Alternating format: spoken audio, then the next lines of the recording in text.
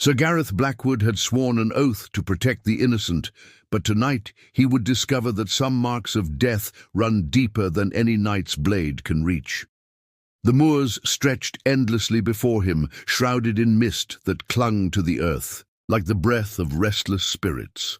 His destrious hooves struck the muddy ground in a steady rhythm, each step carrying him closer to Raven's Hollow, as dusk painted the sky in shades of blood and ash. The fog rolled in thick waves, swallowing the landscape until only the immediate path remained visible, flanked by gnarled thorn bushes that seemed to claw at the gathering darkness. Gareth pulled his woolen cloak tighter against the chill. The weight of his sword at his side offered little comfort. Steel could not cut through the unease that had settled in his chest like a stone. For 3 days he had ridden hard from the monastery at Greymont, chasing whispers of strange happenings, of villagers vanishing in the night, of symbols carved into doors that marked families for unspeakable fates. The first sign of wrongness came as a stench on the wind, smoke, but not the clean smell of hearth fires. This carried the bitter tang of burned thatch and something fouler, flesh perhaps, or worse. Ravens circled overhead, their harsh cries cutting through the silence like accusations. They knew what awaited him before he did. When the mist finally parted, Raven's Hollow lay before him, like a wound torn into the earth. What should have been a peaceful farming village was now a skeleton of charred timber and collapsed stone. Smoke still rose from the ruins, lazy tendrils that spoke of recent destruction. The wooden palisade had been shattered in places, its gates hanging askew like broken teeth. Gareth dismounted slowly, his hand instinctively moving to his sword hilt. His boots crunched over ashen debris as he picked his way through what had once been the village square. Bodies lay scattered among the ruins, men, women, children. Their faces were twisted in expressions of terror, but it was not sword or flame that had killed them.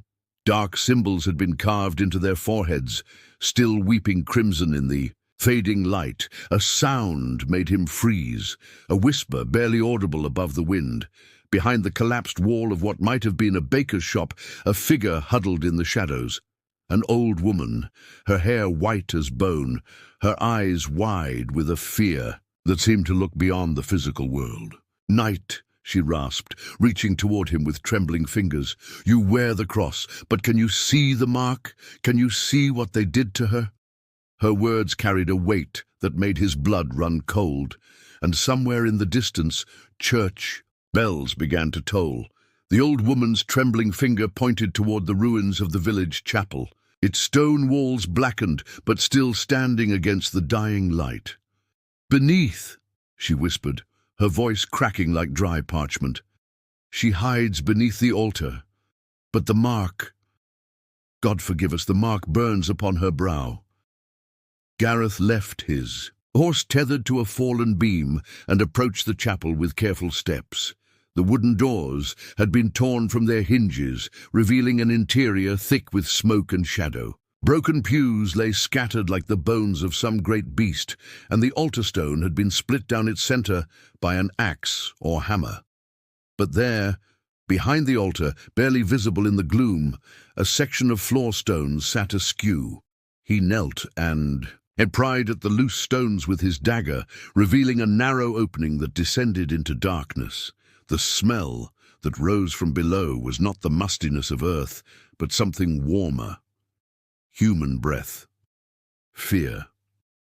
"Peace," he called softly into the void. "I am Sir Gareth Blackwood, sworn to protect the innocent."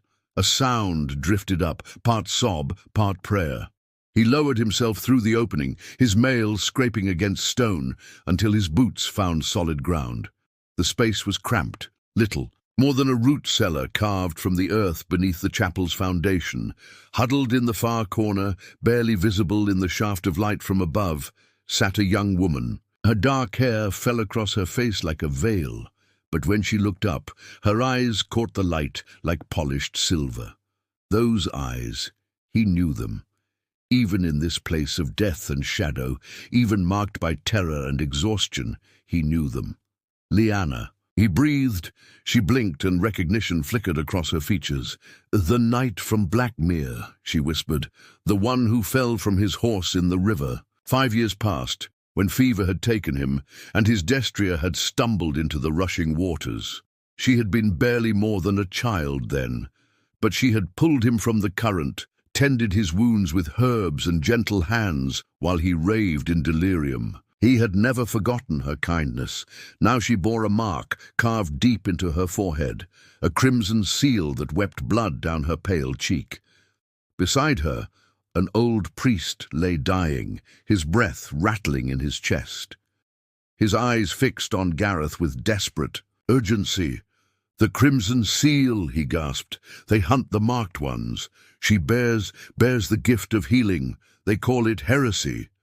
Gareth reached toward Lyanna, and she did not pull away. "How many others?" "All dead," she whispered. "I am the last."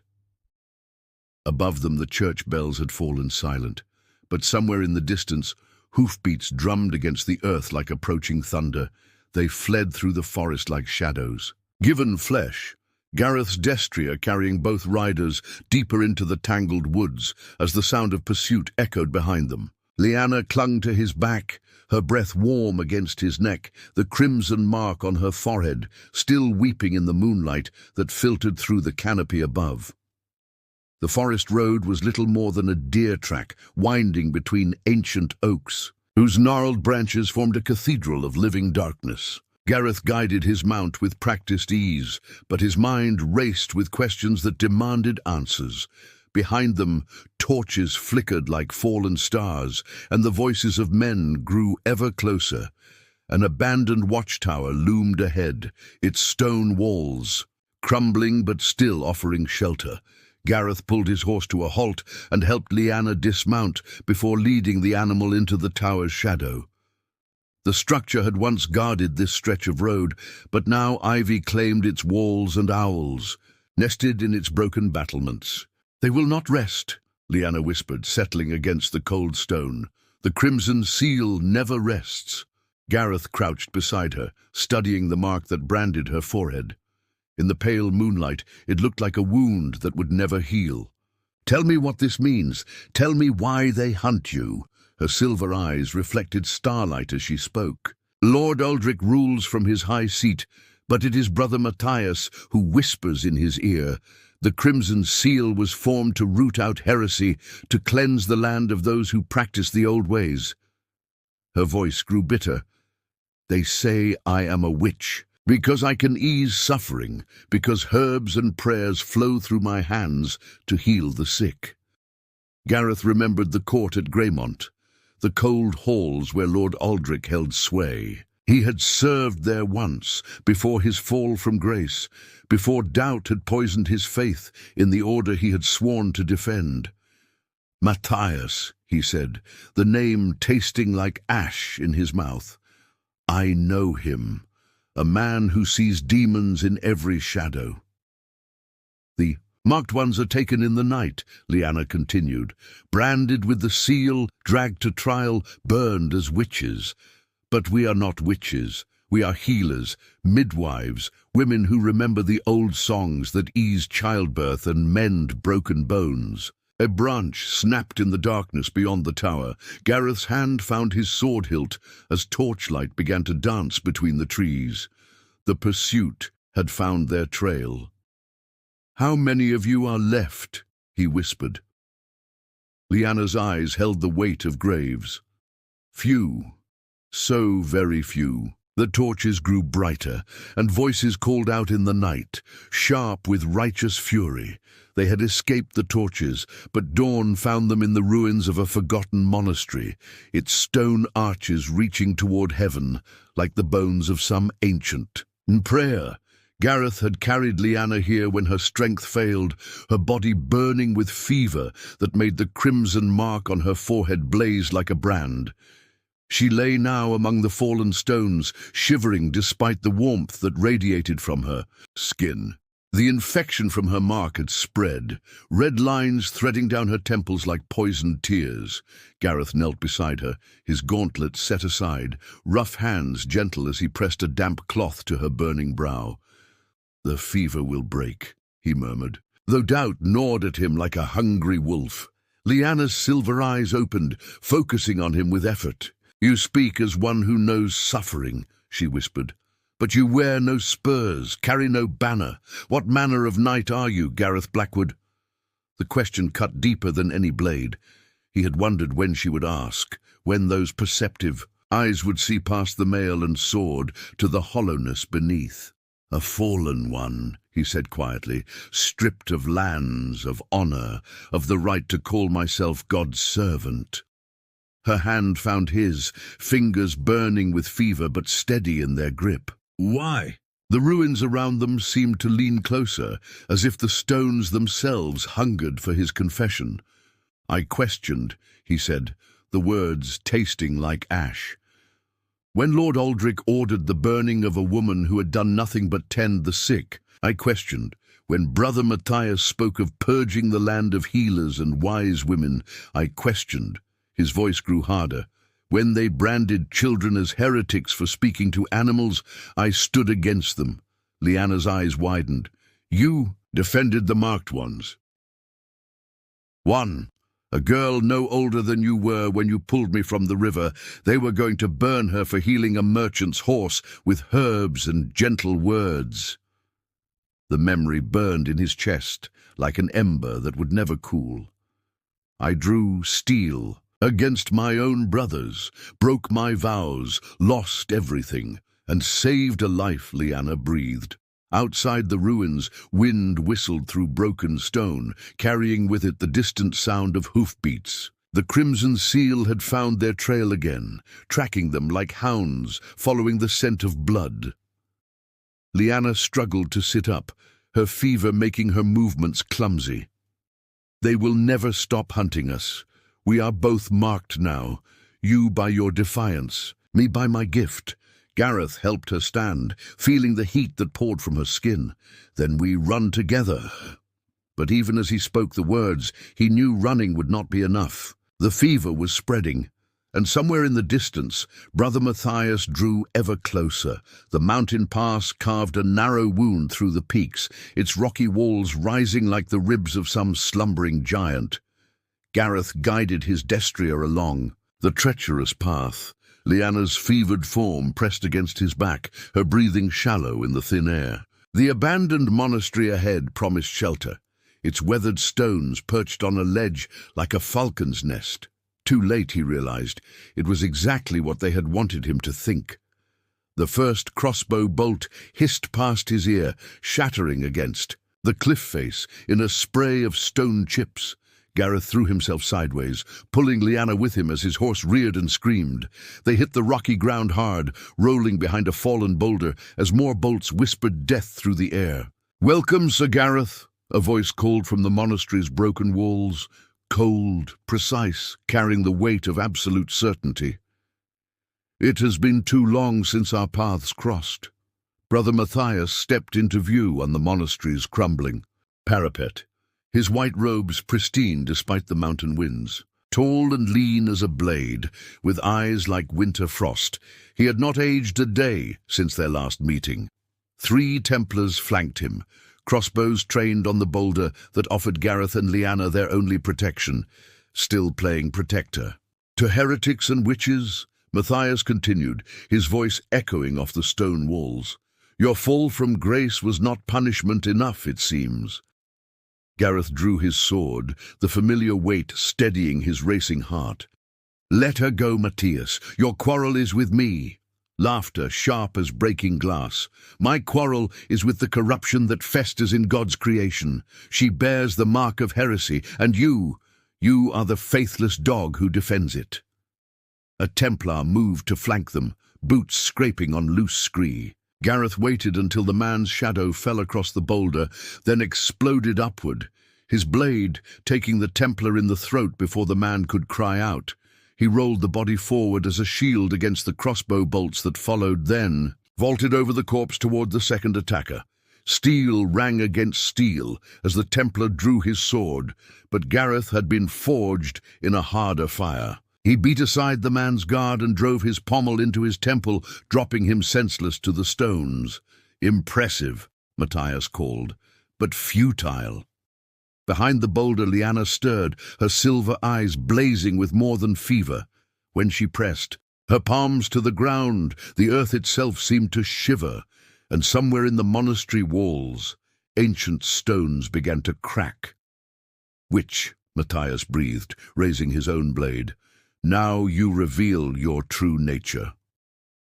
Brother Matthias descended from the parapet like a vengeful angel, his blade singing through the mountain air. Gareth met him on the monastery's broken steps, steel clashing against steel in a symphony of violence that echoed off the ancient stones.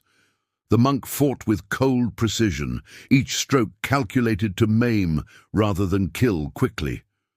"You were always too sentimental," Matthias breathed between parries, driving Gareth back toward the crumbling altar, defending those who corrupt God's design.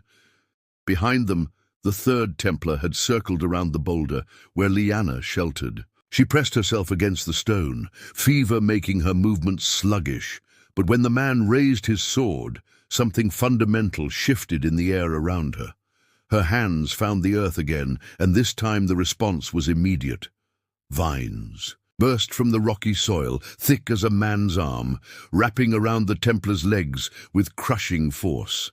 He screamed as thorns pierced his mail, as roots pulled him down among the stones where wildflowers bloomed impossibly from barren rock. "Abomination!" Matthias roared, his blade slicing toward Gareth's throat. "She calls upon the old powers, the forbidden arts."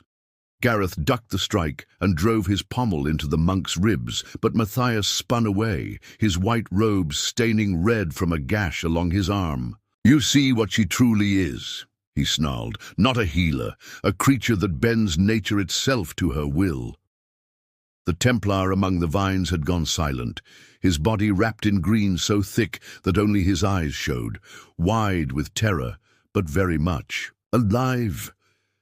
Lyanna staggered to her feet, the crimson mark on her forehead blazing like a star, and Gareth saw the truth that made the crimson seal hunt her kind. She did not merely heal with herbs and prayers. She commanded the living world itself, earth and root, leaf and thorn, the ancient power that had flowed through the land since the world was young. "She brings life, not death," Gareth countered, catching Matthias's descending blade on his crossguard. "Look at him, bound but breathing." "Life that defies God's order," Matthias replied, breaking the bind and slashing across Gareth's cheek. Blood ran hot down his jaw. "Power that belongs to no mortal woman." Lyanna swayed, the effort of controlling. So much living force draining what little strength the fever had left her. Around the monastery, flowers bloomed from every crack in the stone, and the scent of growing things filled the air like incense. But more crossbow bolts whistled from the pass below, reinforcements drawn by the sound of battle.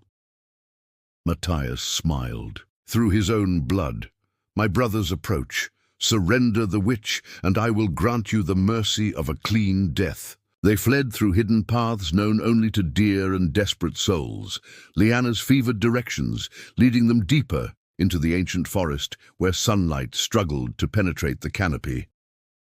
Gareth had carried her from the monastery as Matthias's. Reinforcements closed in, the monks' curses echoing behind them like the wrath of a vengeful god. "There," Lyanna whispered against his shoulder, pointing toward what seemed to be an impenetrable wall of thorns and twisted oak. "The silver birches. They mark the way." Gareth saw nothing but wilderness, but when Lyanna pressed her palm against a gnarled trunk, the thorns parted like curtains drawn aside. Beyond lay a grove where silver birch trees grew in perfect circles, their white bark gleaming like bone in the filtered light.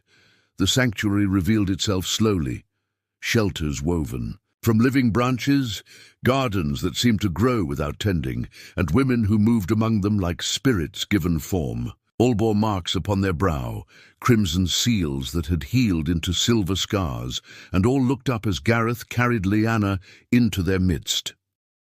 An older woman approached, her grey hair braided with flowers that bloomed fresh despite the season. The mark on her forehead had faded to silver, but power moved around her like a visible force, making the very air shimmer. "Mother Sarah," Lyanna breathed. "We made it." The woman's weathered hands touched Lyanna's burning face with infinite gentleness. "Child, you bring a knight to our sanctuary. Is he friend or foe?" "Friend," Gareth said before Lyanna could answer. "I am Sir Gareth Blackwood, and I have seen what the Crimson Seal does to innocence." Mother Sarah studied him with eyes like deep water. 43 women shelter here," she said quietly. "Healers, midwives, those who speak to animals or coax life from barren ground, all marked as heretics, all hunted like beasts." Her voice carried the weight of countless sorrows. "Some came to us burned and broken. Others arrived as you did, carried by those who still believe in mercy." Around the grove, Gareth saw the truth of her words. Women tending gardens where impossible things grew, others humming to wounded birds that healed beneath their touch. Children played among them, girls who would one day bear marks of their own if the Crimson Seal had its way. "How long have you been here?" he asked. "Since the persecution began in earnest," Mother Sarah replied. 3 years of hiding, of watching our sisters burn while we remain safe behind these walls." Her expression hardened. "But safety is an illusion. Matthias grows bolder, and Lord Aldrich's reach extends further each season." Lyanna stirred in his arms. "They found Raven's Hollow. They killed them all." A shudder ran through the gathered. Women like wind through wheat. The first arrows came at dawn, whistling through the silver birches like harbingers of death. Gareth woke to screams and the acrid smell of smoke as flames licked at the sanctuary's outer defences. Through the grove, women scattered like startled deer, some clutching children, others standing frozen in terror. "They found us," Mother Sarah breathed, her weathered face grim as stone. "Matthias has brought an army." Beyond the thorn barrier, torches flickered in the morning mist. Dozens of them, carried by Templars in white surcoats bearing the Crimson Seal. Their war cries echoed through the forest like the howling of wolves, and already the ancient protections were beginning to fail. "The sanctuary is breached," a young woman cried, pointing toward the eastern edge, where flames consumed the protective thorns. Templars poured through the gap, swords raised, righteous fury burning in their eyes. Gareth drew his blade, positioning himself between the attackers and a group of children who huddled near the sacred pool. "Mother Sarah, you must evacuate them." "Where?" she demanded, power crackling around her like summer lightning. "There is nowhere left to run." A Templar burst from the smoke, sword swinging toward a girl no older than 12. Gareth intercepted the blow, his blade ringing against steel, then drove his pommel into the man's face. Around the grove, other women fought with whatever they could find, garden tools, cooking knives, and the raw force of nature itself. Roots erupted from the earth to tangle the invaders' legs. Vines thick as serpents wrapped around throats and sawed arms. Trees themselves bent their branches like grasping fingers, but for every Templar who fell, 2 more took his place. "Stand together!" Mother Sarah commanded, raising her hands toward the sky. "If we die as sisters." The women formed a circle around the children, their marks blazing silver in the firelight. Power flowed between them like water finding its course, and suddenly the very ground beneath the Templars' feet began to shift and buckle. Lyanna struggled to her feet despite her fever, silver eyes blazing with desperate fury. "No more running," she gasped. "No more hiding while our sisters burn." But even as she spoke, more flames erupted around the grove's perimeter. Matthias's voice rose above the chaos, cold and implacable. "Surrender the heretics and the children. May live." Gareth counted the odds. 43 women and a handful of children against an army of zealots. Steel rang against steel as another Templar pressed forward, and somewhere in the smoke a child began to cry. The sanctuary that had sheltered them for 3 years was burning, and there was nowhere left to run. The silver grove lay in ruins, its sacred trees charred stumps reaching toward a smoke-darkened sky. Bodies littered the ground, Templars and women alike, their blood soaking into earth that had once bloomed with impossible flowers. Gareth knelt beside Mother Sarah's still form, her weathered hands clutching a thorned branch, even in death. 17. "Escaped," Lyanna whispered, her fever broken but her voice hollow as an empty tomb. 17 out of 43. Around them, the survivors gathered what little they could salvage. A few children, barely a dozen women, all bearing the silver. Scars of the market. Some wept openly. Others stared with eyes that had seen too much. All looked to Gareth and Lyanna with the desperate hope of those who had nowhere left to turn. "We head north," said Elena, a young healer whose hands still trembled from the battle. "There are rumors of safe passage to the Scottish Highlands." "Safe passage," Lyanna repeated, the words bitter on her tongue. "How long before they find us there? How many more sanctuaries must burn while we run like foxes before hounds?" Gareth stood slowly, ash falling from his mail like grey snow. "She speaks truth. We can run to the ends of the earth, but Matthias will follow. The Crimson Seal will follow." A child tugged at Elena's skirt. "Why do they hate us so much?" The question hung in the air like incense, heavy with implications that reached far beyond their small circle of survivors.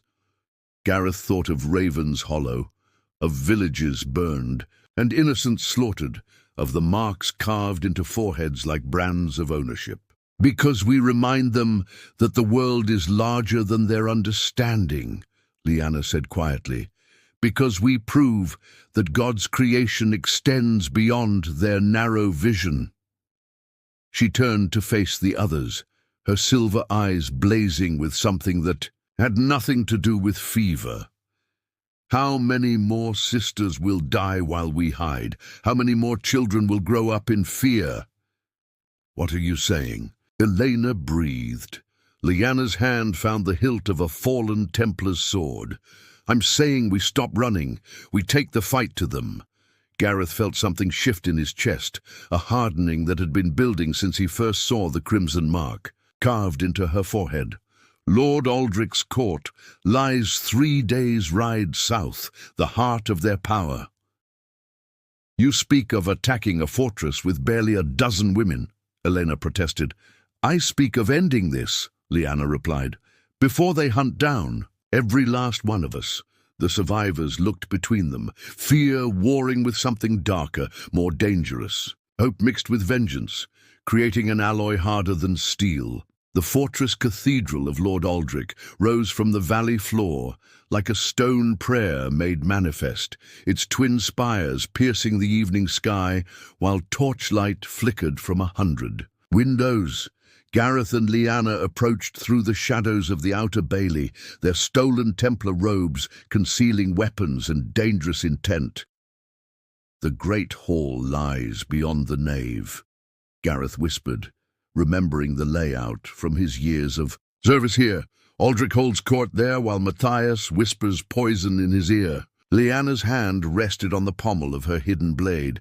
"And if we're discovered, then we die as we lived, defying their vision of God's will." They slipped through the cathedral's side entrance, moving among the evening worshippers like wolves, in sheep's clothing. Incense hung thick in the air, masking the scent of fear that clung to them both. Above the altar, a massive tapestry depicted the Crimson Seal's triumph over heretics, women burning, while angels looked on in approval. Brother Matthias stood beside the altar, his cold voice carrying across the nave as he delivered his sermon. "The corruption spreads like plague," he intoned, "but we shall cleanse the land with fire and steel as God commands." From their position behind a stone pillar, Gareth watched nobles nod in agreement, their faces reflecting the zealot's certainty. These were the same men who had once called him brother, who had shared wine and spoken of honor. Now they hungered for blood sanctified by twisted scripture. "There," Lyanna breathed, pointing toward the raised dais where Lord Aldrich sat upon, his carved throne. The man had aged since Gareth's exile, his once golden hair now silver, but his eyes still burned with the same cold ambition that had driven him to embrace Matthias's vision. They moved closer, using the crowd for cover, until they stood near enough to hear private conversations. A merchant spoke quietly of villages burned, of profitable lands seized from heretical families. A noble boasted of the bounty paid for each marked woman brought to trial. 43 souls at the Silver Grove, another whispered. Matthias outdid himself with that purge. Lyanna's hand tightened on her blade, and Gareth felt rage build in his chest like a forge fire. These men spoke of murder as if discussing the weather, of genocide as divine mandate. Matthias finished his sermon and approached the throne, his footsteps echoing off stone that had witnessed centuries of prayer. "My lord," he said, bowing low, "the last sanctuary has fallen. Soon the final cleansing can begin." Lord Aldrich smiled, and in that expression Gareth saw the face of true evil, not the wild fury of madmen, but the calculated malice of those who chose darkness while claiming to serve light. "Excellent news, brother," Aldrich replied. "Begin the trials tomorrow." The great hall blazed with torchlight as Lord Aldrich called his mockery of justice to order. Gareth and Lyanna pressed closer through the crowd of nobles and clergy, their stolen robes providing cover as Brother Matthias dragged 3 survivors from the Silver Grove before the throne, women in chains, their silver marks gleaming like brands of condemnation. "Behold the heretics," Matthias announced, his voice carrying across stone walls that had witnessed centuries of judgment. "Witches who corrupt God's creation with their foul arts." Lord Aldrich leaned forward on his throne, eyes glittering with malicious satisfaction. "What say you to these charges?" The eldest of the women, a healer named Mara, lifted her chin with quiet dignity. "We say that healing the sick is no sin, and that your persecution serves darkness, not light." Gasps echoed through the hall. Several nobles shifted uncomfortably, but none dared speak against the proceedings. Matthias raised his hand, and a Templar stepped forward with a brazier of glowing coals. "Confession through fire," he intoned. "Let God's judgment burn the lies from their tongues." That was when Lyanna threw back her hood and stepped into the torchlight. "I confess," she called out, her voice ringing like a bell through the sudden silence. "I confess that you are the true heretics here." Recognition rippled through the crowd. Lord Aldrich half rose from his throne. "The Witch of Raven's Hollow, how dare you defile this sacred place?" "Sacred?" Lyanna laughed, and the sound held no humor. "You call it sacred while children's blood stains your hands?" Gareth moved to her, sighed, sword singing from its sheath. Around them Templars reached for weapons, but several nobles stepped back, uncertainty flickering in their eyes. "Sir Gareth," Lord Aldrich breathed, "my fallen knight returns to complete his disgrace." "I return to expose yours," Gareth replied, his blade steady despite the odds arrayed against them. Matthias snarled and gestured to his Templars. "Kill them both! Let their blood sanctify this!" His words died as Lyanna pressed her palms to the stone floor. Power erupted through the hall like lightning given form, and suddenly the very cathedral itself responded to her call. Vines burst through cracks between stones, thick as serpents, wrapping around Templar legs and sword arms.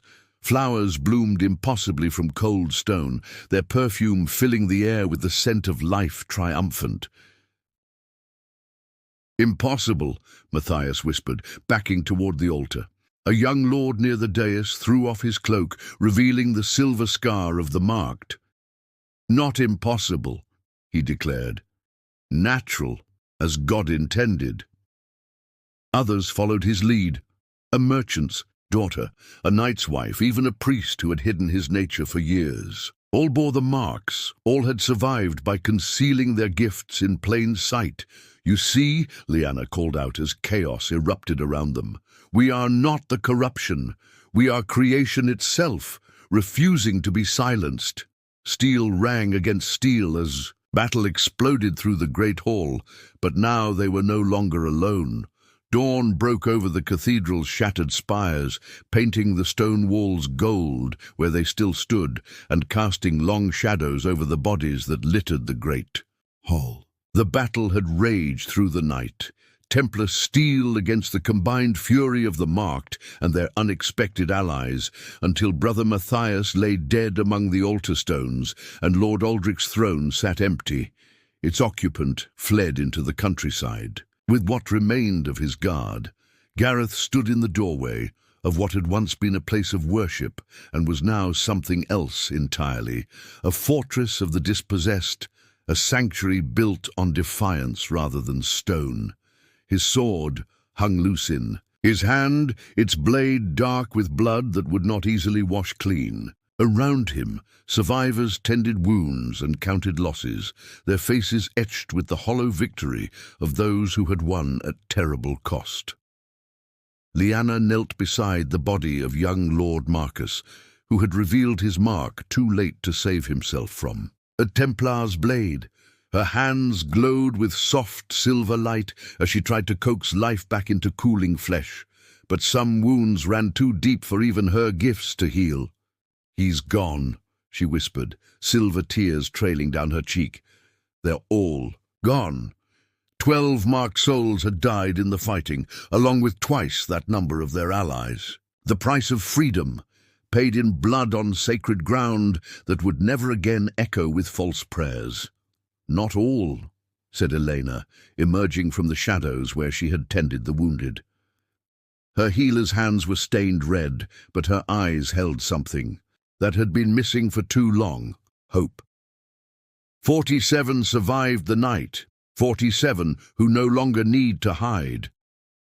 Outside the cathedral, the countryside stretched away toward distant mountains where smoke still rose from burning villages. Matthias was dead, but his Templars lived, scattered like seeds on poisoned ground. Other lords would take up Aldrich's cause. Other zealots would claim divine mandate for their cruelty. They'll come again, Gareth said, stating what they all knew. Word will spread of what happened here.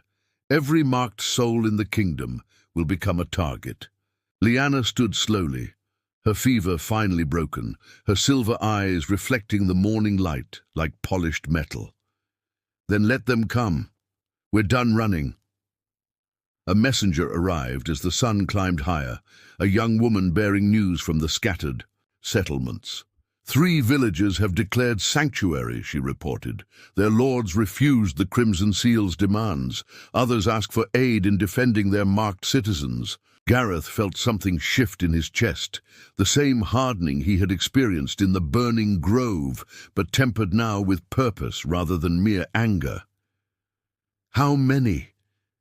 Dozens, maybe more. The messenger's voice carried wonder. Word of your victory spreads faster than Aldrich's riders. Around the cathedral, the marked began to gather, not just those who had fought in the great hall, but others who had hidden in cellars and root crypts, watching from shadows as their world changed.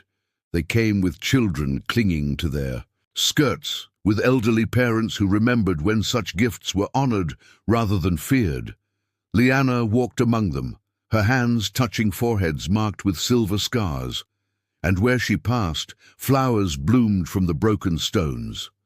Not the wild eruption of desperate power she had unleashed in battle, but something gentler, life asserting itself in places where only death had ruled. We need supplies, Eleanor said pragmatically. food, weapons, healers, herbs, and soldiers who can teach the unmarked to fight alongside us. We need teachers, added an older woman whose mark bore the shimmer of deep wisdom. Children who will grow up knowing their gifts are blessings, not curses. Gareth nodded to each suggestion, but his eyes remained fixed on the horizon where enemies yet lurked. We need walls and watchers, and the will to become something more than refugees hiding in ruins. Lyanna joined him at the broken doorway, her shoulder brushing his as they gazed out at the morning. "What do you see out there?" He was quiet for a long moment, weighing honesty against hope. "War," he said finally. "Years of it, maybe. But also—" He paused, watching children play among the rubble where flowers now grew. "Also the chance to build something worth defending." She smiled, tired but true. "Then we build." The cathedral bells, somehow undamaged despite the night's violence, began to toll across the countryside, not calling the faithful to prayer, but announcing to the world that the marked would hide no longer.